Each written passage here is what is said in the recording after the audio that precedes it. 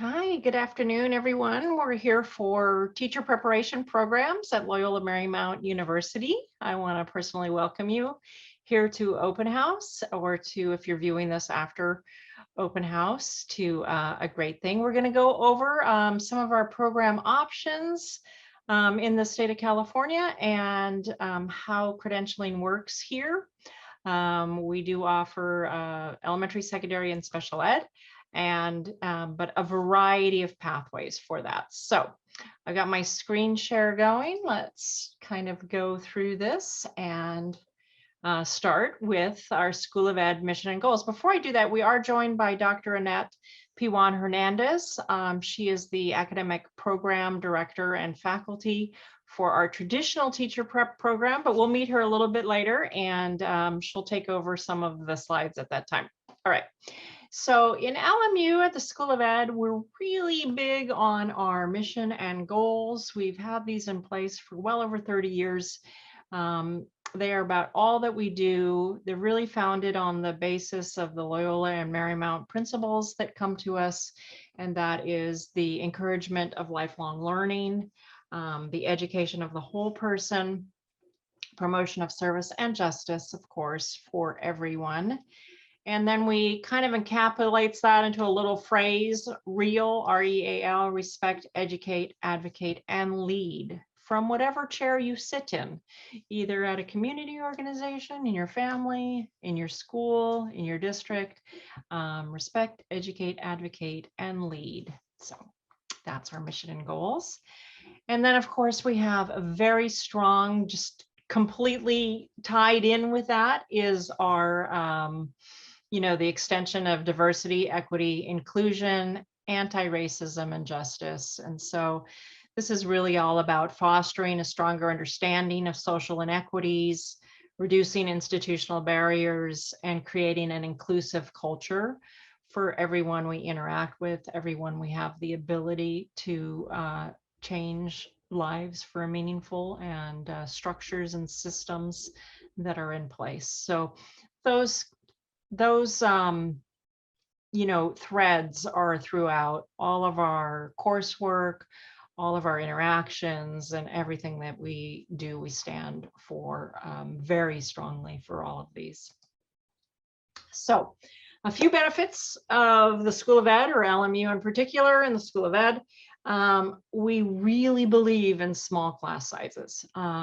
We want to create a supportive community, and most of these programs are online, and so we want to create a very inclusive community online. We want you to really get to know your faculty. We want your faculty to really get to know you and what you bring to the table, and that helps for a lot more mentoring and understanding as you navigate, the theory behind teaching, like the world's noblest career, right? So highly individualized attention that starts from inquiries.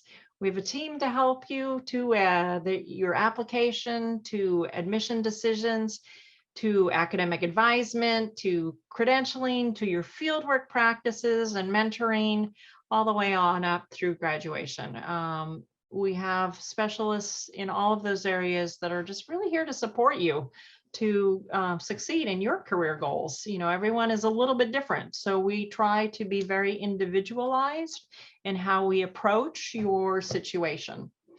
Obviously, we have expert practitioners. Our faculty are both faculty at LMU, but also many are practicing in the field of K-12 education every day, or bring with them that experience. So there is some real life experiences in your field work, which is either in the classroom you're already teaching in, if you're a full-time teacher, or within a student teaching experience with a mentor teacher and a university supervisor, where you're directly applying what you're learning in the classroom to your fieldwork situations. All of our programs, I know it says hybrid there, but actually beginning with the 2023 summer intake, every teacher ed program, the coursework is online. So that's a little bit of an update there. The coursework, depending on the pathway, which we'll get into a little bit later. Some pathways, those courses are in the late afternoon and evening, 4 to 7, 7 to 9. And then others, the online courses are offered synchronously on Saturdays. So there are incredible grants for teacher ed right now, especially in the high need fields, special ed, STEM, so math, science, technology, big grants for the Golden State Teacher Grant, up to $20,000, which is incredible. There's also teacher loan forgiveness programs that are available for if you promise to teach in a high needs school for so many years after you receive your credential. At a certain point, they forgive your loans. So those are definitely worth looking into. We have them more. We'll talk more about financial aid towards the end. So California credential options. We've got basically 3 options for credential in the state of California. No matter how you get to that, those are the 3 credentials. And then there's a couple of added authorizations.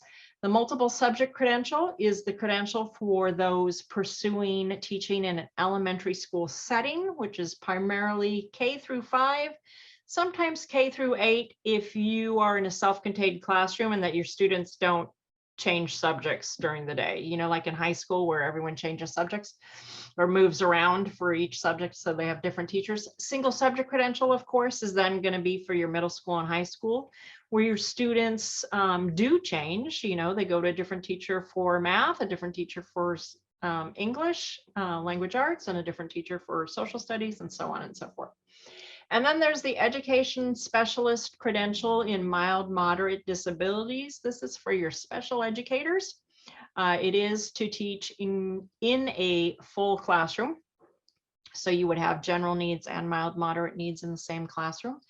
So it's not severe needs. We offer the credential for mild, moderate. If you are elementary as well, this program gets you both credentials, elementary and ed specialist, mild, moderate. So you get 2 credentials for one program, which is kind of exciting. This is brand new in the state of California. We're one of the very first institutions to offer that dual credential program. And then if you're doing special ed and you also want to get a secondary ed credential, in addition, it is a little bit more tweaking, a little bit of 1 or 2 couple extra courses, making sure. But the elementary one is included as long as you are upfront with everyone and they get you into the right fieldwork experiences, then you're golden there. Okay, then California also has 2 what they call added authorizations. So once you're pretty much at the end of your credential or close to the end of your credential, then you can add or take the coursework concurrently almost towards the end to add an authorization in bilingual, which is amazing and obviously in high demand, also a high needs area for those teacher grants and loan forgiveness, Golden State and loan forgiveness. And then the other one is an added teaching authorization in reading literacy. So those 2 actually can be a chunk of that coursework, can be part of the MA portion of these programs, so that you get most of it out of the way as part of the MA. And then it's just 1 extra course beyond, some depending on what it is. So highly encourage you to look into one of those if that interests you as sort of a concentration area for your MA part of the program. So we have several pathways. As I mentioned, there's what we call the traditional pathway, and traditional just means going back to the end of time. Traditionally, when you went through a teacher ed program, you did student teaching with a mentor teacher. That's why we call it traditional. It's all 3 programs offer this option: multiple subject, single subject, and special ed, mild, moderate. So that's the traditional pathway. And we're going to go into more about these as we go, but these are the 3. Then there's a full-time practitioner. This is someone that's already teaching full-time in a school that doesn't require a intern or emergency credential. So these are going to be your private school full-time teachers, your Catholic school full-time teachers, religious school full-time teachers. They aren't required to have any sort of credential to be teaching in that school, but they want to get their credentials. So we have a special programs for them. But again, multiple subjects, single subject, and special ed, all three there. And then we have the full-time intern practitioner. So we just call them interns, full-time interns. State of California, if you're teaching without being already like formally certified, you don't have your credential yet, then you can get an intern credential. It's basically a provisional, we believe in you, we're going to hire you as a full-time teacher. We know you haven't been through your coursework yet, but we give you an intern credential right up front before you start your program. Other programs, it's an intern. Sometimes you can be on what they call a STIP or a PIP, which are like substitute and provisional credentials.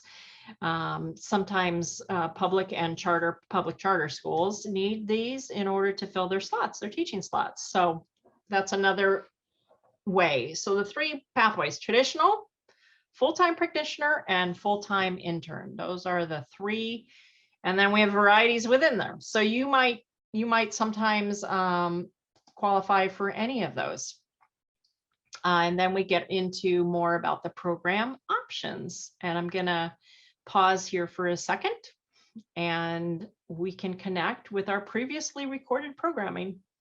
And so it looks like about 4 or 5. We have 2 more in the chat, so maybe 6 more. Yep. Okay. And then any of you already teaching full-time, either in a public or a private school? Show of hands. Great. Okay, good. We have a nice mix. Great. Okay, we're going to keep going, talking a little bit more about each of the pathways. I'm going to turn it back over to Dr. Hernandez. Thank you. So our traditional program that takes the student teaching route, you are placed in a public school, public site, with a teacher of record. These teachers are vetted and they've typically had a minimum of 3 years of experience teaching at or in the public school system. A lot of our mentor teachers are actually alums of ours that have graciously offered to serve as mentor teachers. And we're very happy to work with them and partner with them in this venture. So you're paired with a mentor teacher.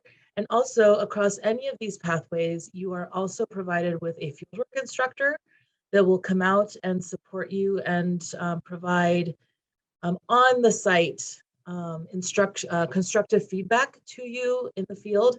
They will observe you, I believe it's 6 or so times per semester, and they're an additional person of support to you, providing you additional support in your classroom.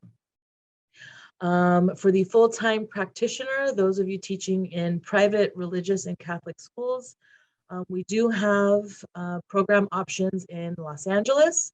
We recently expanded our program to Northern California. We also have the CAST program, and I believe that stands for the Catholic Archdiocesan School teachers. School teachers, that's what I thought. The CAST program is particularly for students who are already working full-time at a private, religious, or Catholic school, and they have been teaching for a few years, and they want to stay in their school site while they complete their credential requirements. So if that sounds like you, then you would want to apply to our CAST program. If you're not currently teaching full-time but are interested in working in our private, religious, and Catholic schools, then PLACE is a program that you would want to consider. And I think there's more on an upcoming slide about each of these, right, Mary? Perfect. Correct. So those are, and I believe we have CAST and PLACE in both LA and Northern California. Is that correct? CAST is in Northern California and LA, and Place Core is in LA only. Is in LA only. Okay, perfect. And then our full-time intern partnership, this is with our public and public charter schools.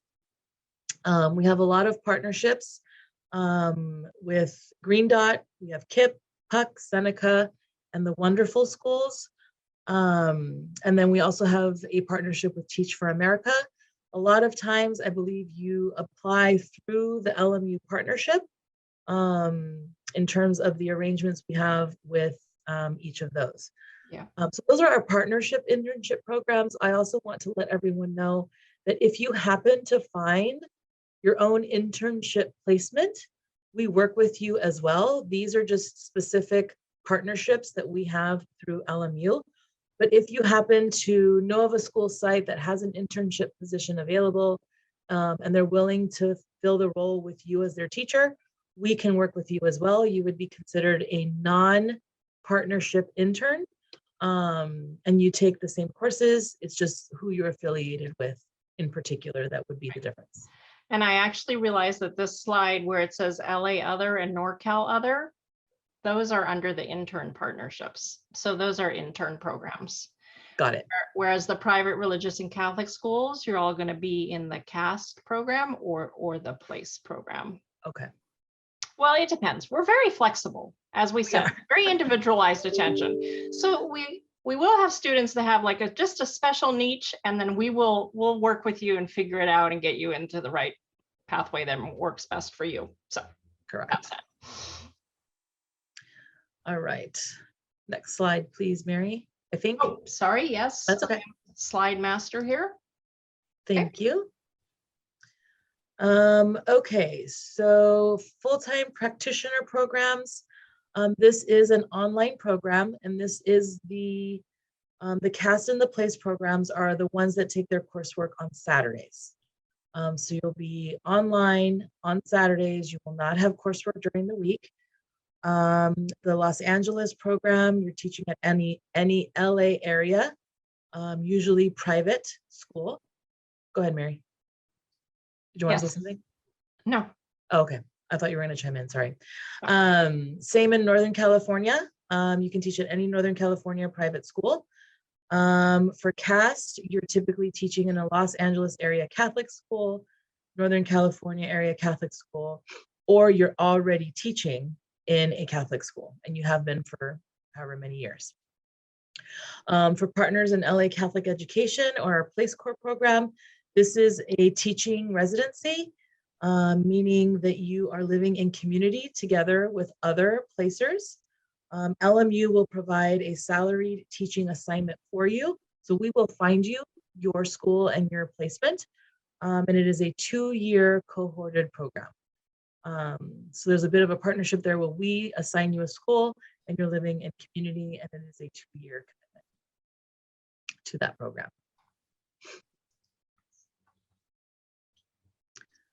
All right, so those are our pathways. Now we'll talk a little bit about the credentialing requirements that are expected by the Commission on Teacher Credentialing.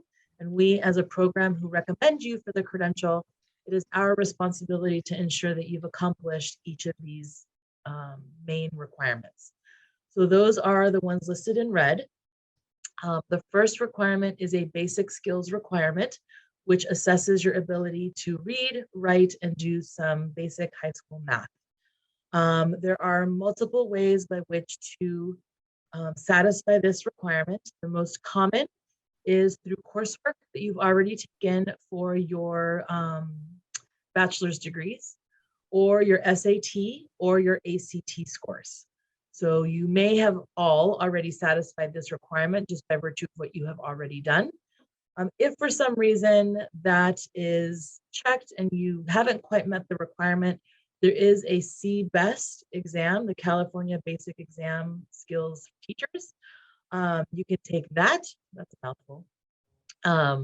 You can take that exam in its entirety, or if, say, through your coursework, you have satisfied your reading and the writing, but you didn't quite satisfy the math requirement, then you can just take the math portion of the CBEST exam.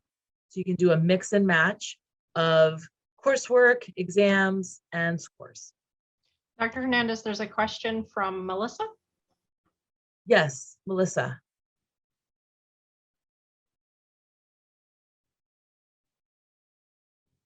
No? Maybe. Melissa, you're on mute, so. Maybe that's a hand up from before. Maybe. Okay. Maybe. I know Dylan, and hopefully I said that right. Dylan had a question in the chat. Is CAST only for Catholic schools? I currently teach at a private school. Yeah, sorry, I responded to her privately, but yes, CAST is open to any private school teacher. Yeah. So that Saturday program, yes. Good question. Okay, next big requirement, which is actually the most I guess this is the biggest gatekeeper of students becoming teachers is the subject matter competency, or in other words, it's a fancy way of saying the subject that you're going to teach. So for those of you that want to teach at the elementary level, you will need the multiple subject. You need to satisfy multiple subject competency. For single subject candidates, that's typically in the same subject area as the credential that you plan to teach. And for special education, you will follow either the multiple subject or the single subject rules. I'm air quoting rules, because in essence, that is the age group in which you will be teaching with your ed specialist credential. So ways that you can do that are either through your bachelor's degree that you've earned, or through what's called the CSET exam. And that stands for the California Subject Examination Teachers. And if you didn't know yet, we in education love using acronyms. So it's something that you will get very used to seeing and understanding what they mean. So if you are interested in the multiple subject credential, you will satisfy that if your bachelor's degree was in liberal studies. So anyone in this space right now who has a liberal studies bachelor's degree, you have automatically satisfied your subject matter competency requirement. That's awesome. If for some reason you don't have it, we can check the coursework you've taken, and you can potentially do same with the basic skills. We can do a mixed match of your coursework with the CSET exam that you would need to take because you haven't met the coursework. So you'll do the CSET exam and potentially some coursework, or just the CSET exam in the multiple subject arena. Same works for single subject. So if you want to teach English at the secondary level and you were an English major, then you automatically satisfy that subject matter competency as well. There are a few majors that have not yet met this outright. For example, the history major has not satisfied the social science requirement for the subject matter competency. But the good news is that we at LMU have an approved single subject social science program. So we will review your transcript against that program. And if you've satisfied the coursework of that program, then you will satisfy it through what we call a waiver. So there's a lot of different ways that we can get creative as long as you've met the content and the subject matter requirements that we can help you satisfy this particular requirement. Mariana, did I miss anything for that one? Yeah, there is a question from, hold on, from Nellie. What are the coursework levels for math and English? And Nellie, I don't quite understand the full question. If you wouldn't mind giving us a little more information about your question. Oh, yes. Hi. I just want to know for the coursework, for the common basic skills, what are the levels for the math and English? Because I know for Dominguez Hills was level, for the English was 101. That's the highest English course there. Does that count as one of the coursework? Yeah, as long as the coursework is accepted towards a degree and it isn't prerequisite coursework to make up for skills in English or reading, as long as the coursework is accepted towards a bachelor's degree and it specifically says reading or writing, there's 1,000 variations. But I'd be happy to look at your transcript if you send me a copy and we can work together on that one-on-one. Does that help? Okay, thank you. Okay. Yes. Excellent, great questions.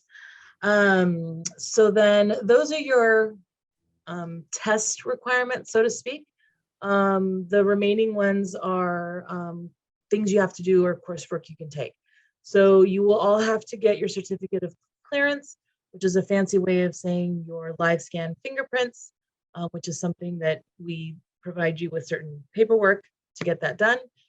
You also need to prove knowledge of the US Constitution. Typically, any of you that are Cal State University graduates, you've already satisfied that by a course that you are all required to take. For those of you that are non-CSU graduates, it's very possible that you already took a course in your undergraduate studies that satisfies this constitutional requirement. If for some reason you haven't and you don't want to take a course, say at a community college over the summer, there is an online exam that's pretty, I don't want to say simple, but students that have opted to take that exam fare very well. So it doesn't seem to be very difficult to complete via the online exam if you need to. And then for the traditional programs, we do require a negative TB test. And that's typically, it's valid if you had that done within 12 months of starting the program. And some school sites that you might get placed at for your student teaching, they may require a more recent one. If, for example, you were in month 11 by the time you started the program and it's basically expired since you started. But we will work with you on that and we'll navigate that for you and let you know if you need to do one. Great. Any questions on any of that before I change that slide? Good. If you got that down, the rest is easy. The rest is easy. All right, so the coursework timeline. So in the traditional program, again, you're going to be engaged in student teaching, which is your clinical practice with a mentor teacher. And whether you're in the practitioner or the intern program, this clinical practice will be conducted within your own classroom. It's also important to note that regardless of pathway, the Commission on Teacher Credentialing requires that all of you complete a minimum of 600 hours in the field. Those of you teaching full-time obviously satisfy that quite easily. For the student teachers, we make sure that over the course of your program, you satisfy those 600 hours as well. So regardless of pathway, everyone should plan to start in summer 2. And this will be for all of you that have the various CTC requirements that we just discussed in the previous slide. You have all of those done. So if you've met all of those, you will begin the program in summer 2. You will have the credential completed by the end of year 1. And then in year 2, you complete the Master of Arts coursework. And it would be a Master of Arts in Urban Education. If for some reason you have one of the requirements is missing, so let's say you don't have your subject matter competency met yet, then technically you will start in the fall, or you can start in the fall. You'll complete the credential by the end of 1.5 years, and you'll complete the Master of Arts coursework by the end of 2 years. And I think, Mary, correct me if I'm wrong, option 2 really only works for traditional candidates that are looking to do the student teacher path. I believe for the practitioners and the interns, they are only in a summer 2 start option, right? Well, yes and no. Okay. Not to complicate things, sorry. 99% Okay. do start in summer 2. But again, the beauty of LMU and having an individualized, personalized thing, every now and then we need to make accommodations and we have you start in the fall. And that works for elementary, secondary, or special ed. CAST program can start in the fall. Place Core cannot. I think that is the only one that really has to start because it's such a specialized program. But everything else, we try not. You know, we want to keep you with your people. We want to keep you with your colleagues. But every now and then life happens, and so we then start you in the fall. Correct.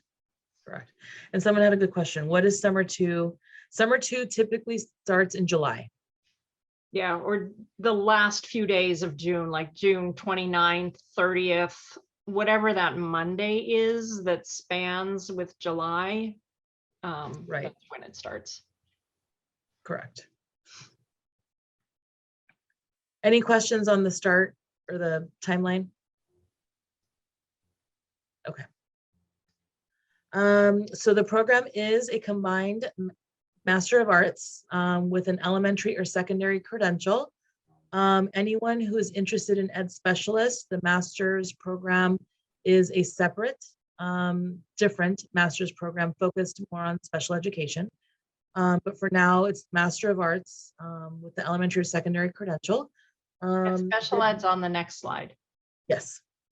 The master's expands on your credential coursework. So you go deeper into a particular area of study that is of interest to you. Your credential coursework automatically counts towards your master's degree.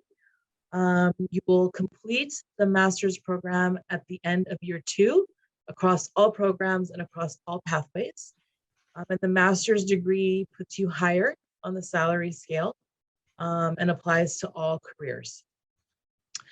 For the master's, you will select a focus or an area of concentration. This includes 3 online classes beyond your credential coursework for a total of 9 units. And our current focus areas are educational policy and administration, digital learning, literacy, and language and culture. The language and culture area of focus can lead to a bilingual authorization. The reason it says partial there is because it requires, an additional CSET and one other additional thing that I am. One more class, I believe. One more class. More class, and it should say, sorry, this is my mistake. Literacy, it's the same Correct. thing. It'll lead to that partial added authorization and literacy. Same Right. thing. One more class. Correct. No more tests, but No. but language and culture, there's a language component test. Correct. Oh, it's the CSET, and then you also have to do a language competency with the program director to make sure that you have a grasp and command of the language, whether it be Spanish or Mandarin. And then also as part of the master's, you do a capstone research project, which accounts for 7 units of your overall program.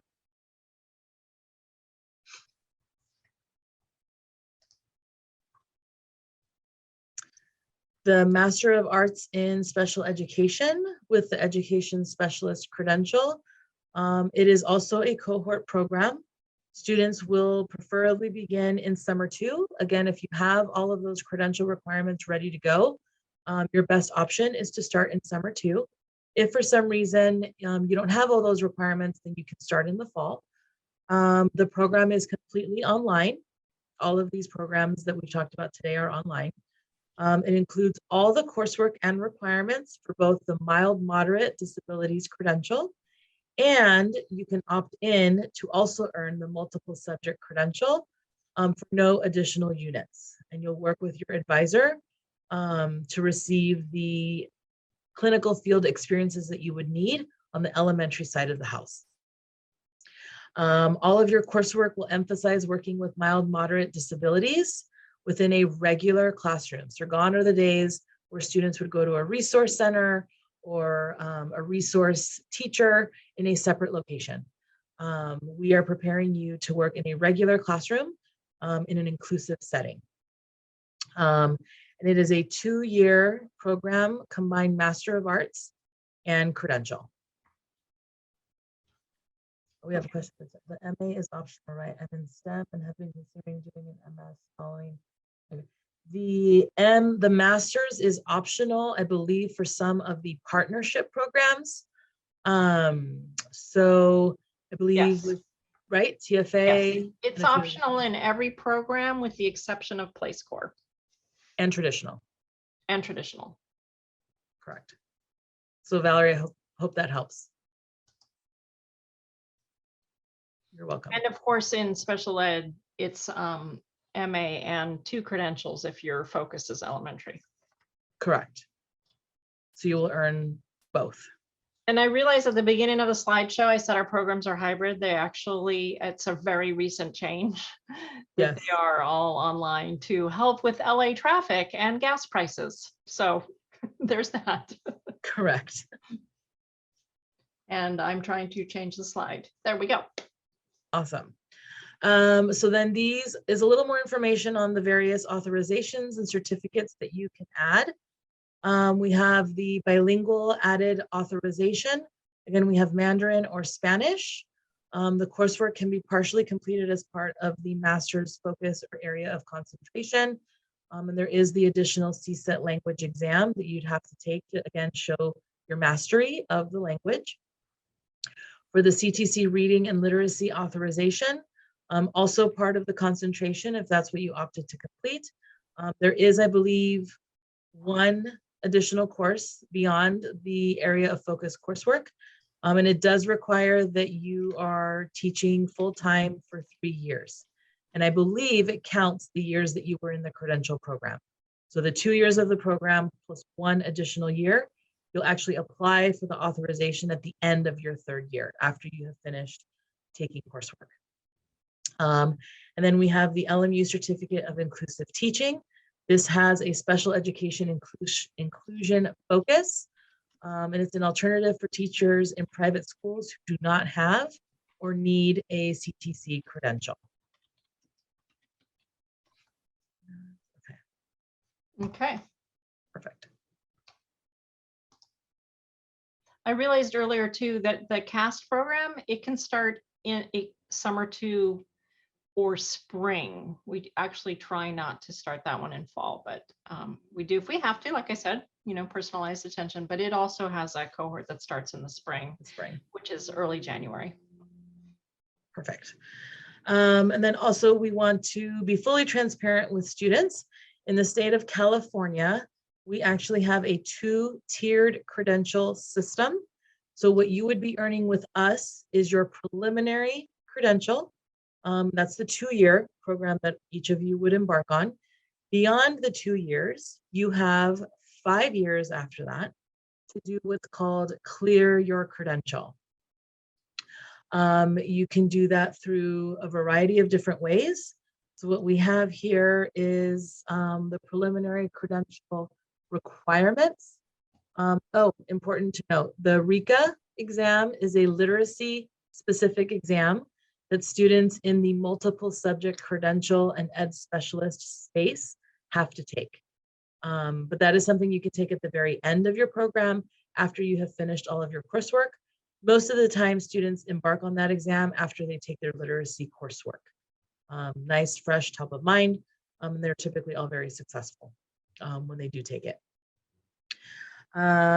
So you have your coursework, you have your EdTPA, your RECA exam. We recommend you for your credential, authorizes you to teach in public and public charter schools, as well as the Catholic schools, but the program is licensed, or we license, or the state, licenses you. We recommend you, and the credential is good for public schools, and it's valid for 5 years. Within those 5 years, you have to clear your credential, and you can do that through an induction program.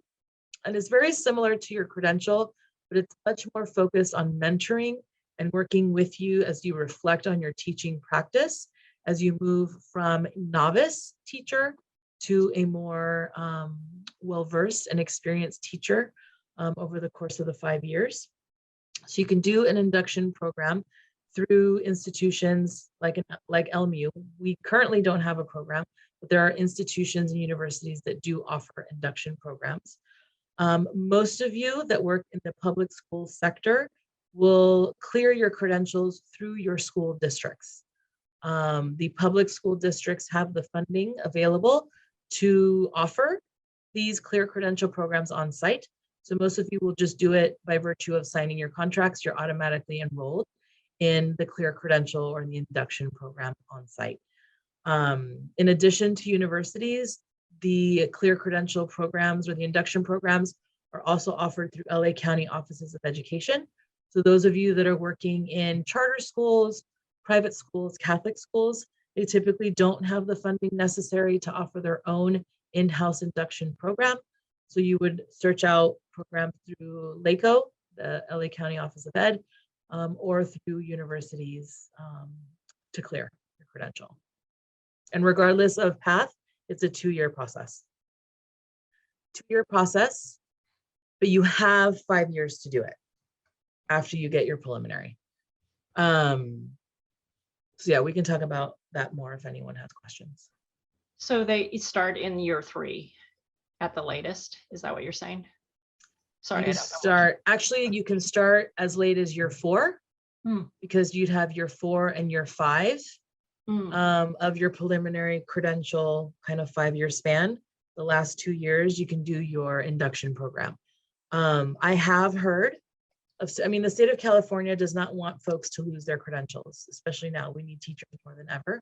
But I have heard of students, for example, if you get a teaching position in year 5, right before your credential is set to expire, you can always request an extension from the CTC to clear your credential. And they're typically very gracious. They'll give you an additional year or 2 to get that done if you needed it. So that's kind of our pathways. I'm going to talk about admissions, but before I do that, any questions about what Dr. Hernandez has covered? It's a lot to take in. And of course, we're always available, especially myself, it's my job, to answer your questions. So feel free to get your personalized questions answered. So the admission requirements are basically the same for all programs. There's an online application. There's a personal statement of intent. Each program has different questions, and those are in the online application right there for you, or they're also in the detailed information packet, which if you haven't received that yet, let me know. We can get that out to you. One set of official transcripts sent from your institution to ours, and they do that electronically for the most part in this day and age. It has to be a bachelor's degree from a regionally accredited institution, which is most of them, but some of the smaller, really specific individualized ones may not, but don't worry, we're always checking for that. 2 letters of recommendation in the system. All you need to do is know your recommender's name, their email address, their title, and their institution. You put that in and the system does the rest. It sends them a link and they upload the letter right to that link. If they don't get that link, just let me know. Sometimes it gets stuck in our database system, or especially school districts have spam blockers. So I can send it personally, that link from my email address, so that it bypasses that. So if you run into that thing, a current resume, and then an interview virtually, depending on the program or the partnership, that interview may be done differently. Dr. Hernandez, of course, does the meeting interview with her candidates. Some of the partnerships, though, there isn't an interview because that partnership, say you're with TFA, TFA does the interview, and then it's just a simple process. CAST, you do meet with Dr. Antonio Felix. So things like that, but you know, they let you know. There's nothing mysterious there. Then, of course, the credential program requirements, at the very least, we want you to think about a plan for how you're going to meet these. On the application, it's little check boxes, and you say where you think your plan might be. There's even a checkbox that says, I'm not sure how I plan to meet this. So no matter what you check, it just helps with our reporting for the state of California with what our candidates believe as they're coming in. No matter what you check as your plan, we do in admissions reach out to you as well as your advisors. We're working with you to make sure that you're crossing your T's, dotting your I's, and getting all the right, data in there. The RECA exam, as Dr. Hernandez says, comes at the very end. Practitioner program. So if you're in a private school, religious or Catholic school, we do ask for verification of employment.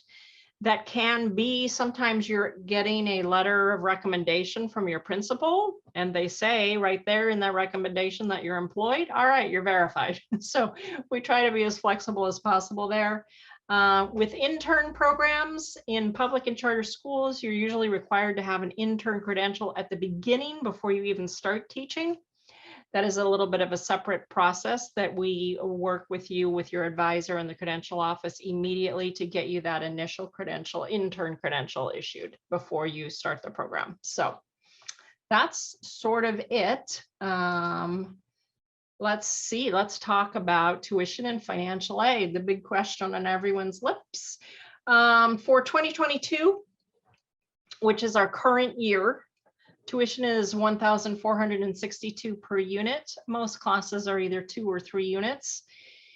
So you multiply, and like I said, if you are in a high needs area, there's incredible grants. The Golden State Teacher Grant, definitely do not let that pass you up. Afterwards, after the program, if you take out federal loans, there's federal teacher loan forgiveness programs for high needs schools. They vary depending on your field and length of time teaching and where you are. They also publish a list of schools or districts that meet the high need determination. It's on their website. All of this is on our soe.lmu.edu/admission/aid. There are links to these two programs, Golden State Teacher Grant and Federal Teacher Loan Forgiveness Program. So you can find out more about them before you even kind of enter. We also have, when all else fails, we have SOE scholarships by program. Those are about $300 per course, $300 to $500. And then we have, if anyone is a City Year alumnus, we have a great partnership with them where you get a 30% scholarship through your program. And Catholic educators, we have a partnership to receive a 30% Catholic educator scholarship as well. I see some hands going up, but then they went back down. The FAFSA is required for financial aid. And then tonight is one of the virtual sessions at 6 p.m.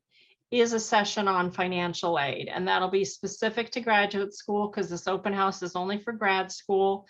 So it's a great place to kind of ask those nitty-gritty detailed questions that, you know, we aren't as well versed in because we don't work in financial aid. So that's tonight at 6 p.m. Any questions? I have a question in the chat. What does the acceptance rate look like? I love this question. So we have actually a very high acceptance rate for qualified candidates. So if you cross your T's, dot your I's, and can really demonstrate that through your actions, words, and documents that you submit, that this is the field for you, then we have a very high acceptance rate and we want you to join our program. So did I miss any other questions? Nope. Okay. Anything? I'm going to go to the next slide. These are the info sessions for tonight. Actually, they're every night this week, Monday, Tuesday, and Wednesday, I believe. I don't know about Thursday, but I know definitely Monday, Tuesday, Wednesday. So even if you couldn't make it tonight, you could come Tuesday or Wednesday. Financial aid, like I said, is at 6 p.m. There are more School of Ed sessions at 5 p.m. for other programs. Then at 6 p.m. it's financial aid. At 6:30, it's the graduate students of LMU, GSLMU. It's a great way to get involved in campus with other graduate students. And then at 7, for those of you students that are on visas or potentially living out of the country right now, international student admissions processes is at 7 p.m. any night this week, or Monday, Tuesday, or Wednesday. Here's us, the illustrious Dr. Hernandez and Mary Frazier, and you can send all your questions. You can either do, I don't know how your email works, but mine is mary.frazier@lmu.edu. Once you know someone's name at LMU, it's first name dot last name at LMU. For the most part, 99% of the time that'll work. But to make it easier, SOEinfo@LMU, it comes either straight into my account immediately or into one of our graduate admission counselors' accounts, depending on who's taking the questions that day. And we also have a phone number, a little bit harder because it's hard to answer the phone between meetings and stuff. But if you leave a message, we always get back to you. So. Dr. Hernandez put her email in the Zanette.Hernandez@lmu.edu in the chat. So we're right on time, 4:50. We'll open it up to questions. Don't be shy. It's like school. This is a nice small classroom. It is.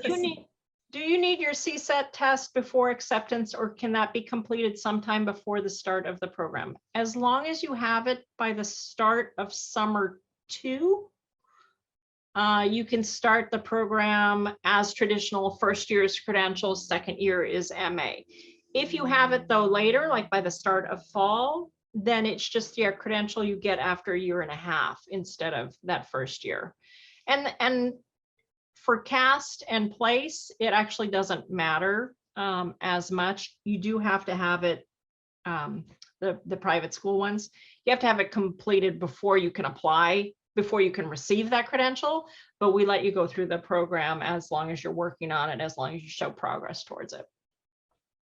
Intern credentials, public schools, charter schools, they will require that CSAT before they issue an intern credential. In cases where you don't have it, some schools will issue a PIP or a STIP, which are provisional and substitute credentials in place of an intern credential to kind of work around that and allow you more time. Is CAST a separate application? Where can I find more info about CAST? There is a session at 5 p.m. I believe on Catholic school programs. Dr. Antonio Felix is running that session. He will talk a lot about CAST, but it is basically, if you get the info packet, which I can send you,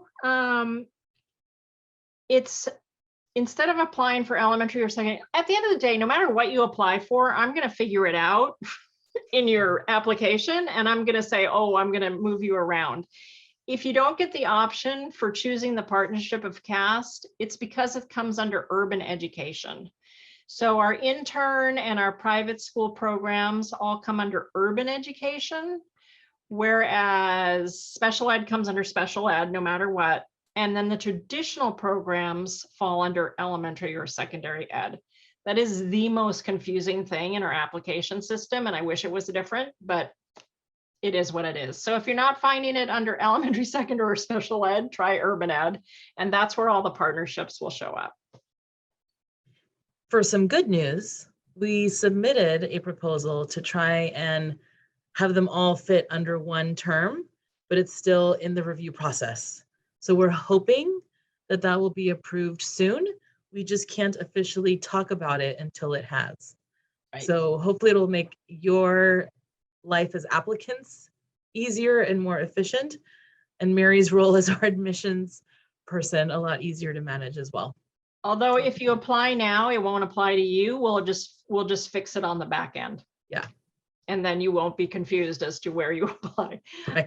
Probably missed this, but can we go over application deadlines? You are correct. I did not list application deadlines. That's for one reason. Our deadlines are not hard and fast rules. They are priority deadlines.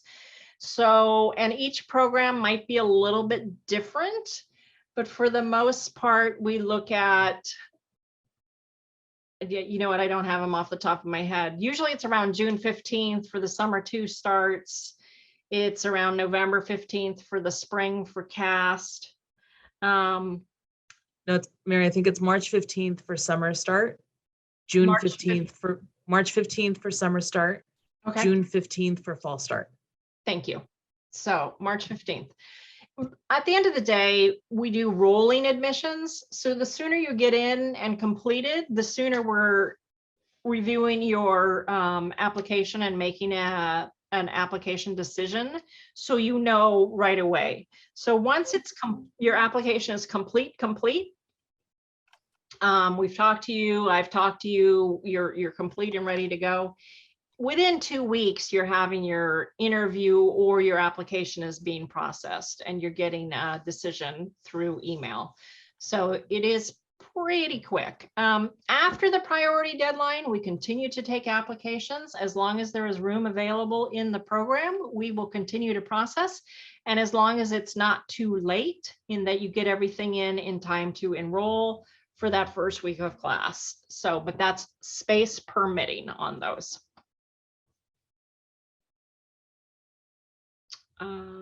And I think Elizabeth has her hand up. Elizabeth. Hi, yes. I'm thinking of joining the CAST program, and I already teach at a school, but my position there is a little unique. I'm the reading resource teacher, so I don't have a traditional classroom. Mhm. Do you know if I would still be eligible for that? I believe that they work out a way for you to get in some teaching hours. They work with your principal, but that would be a great question for Dr. Felix, Dr. Okay. Antonio Felix, and he would know the ins and outs of that. Okay, great. Thank you. And I'm sorry, I only see like the most recent chat. So if there were other chats I missed, I apologize. Do you have any further personal statement requirements like word count or page count? In the application and in the detailed information packet, depending on it, it does give you guidelines, like for example, 2 to 3 pages, double space, 12-point font, but there's no word count. We just don't add extra words to make yourself sound smarter. Just be yourself. That's always my advice. Be yourself, answer the questions, help us get to know you. We want you. We don't want someone you think we want you to be. We want you. So that would be my best advice on the personal statement. Did I miss any other questions? Agreed.